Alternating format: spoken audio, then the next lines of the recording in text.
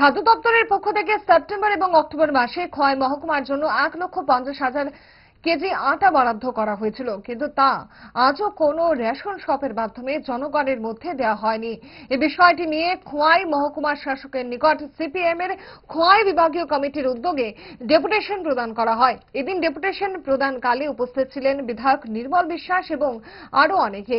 তিনি সাংবাদিকদের জানান, ডেপুটেশন কালে এসডিএম মিসেস চারু এমএসএ চারু তাদেরকে আশ্বাস দিয়েছেন বিষয়টি দেখবেন বলে।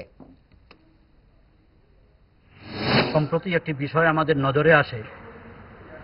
ত্রিপুরা সরকারের ফুড ডিপার্টমেন্ট গত শারদোৎসবের আগে একটি বিজ্ঞপ্তি প্রকাশ করে যে সেপ্টেম্বর এবং অক্টোবর মাসের এই সময়ে রেশন শপগুলির মাধ্যমে আটা, ময়দা, সুজি, চিনি ইত্যাদি দেওয়া হয়।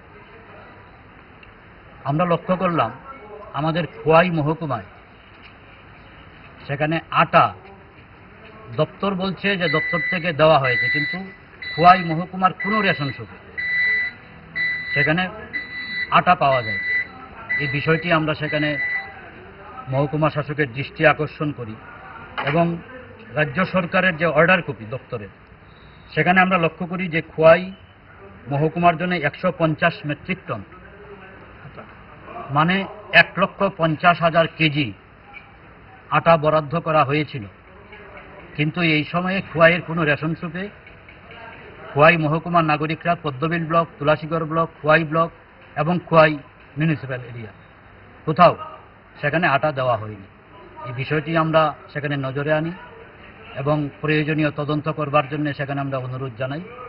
উনিও আমাদেরকে আশ্বস্ত করেছেন গোটা বিষয়টি তিনি খুব শীঘ্রই দেখবেন।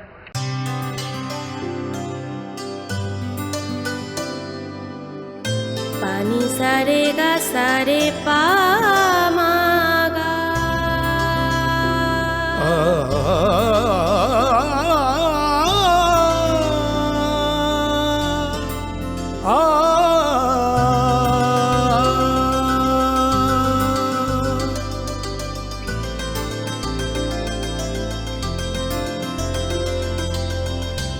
স্বর্ণকমল জুয়েলার্স, আপনার চেয়ে আপন।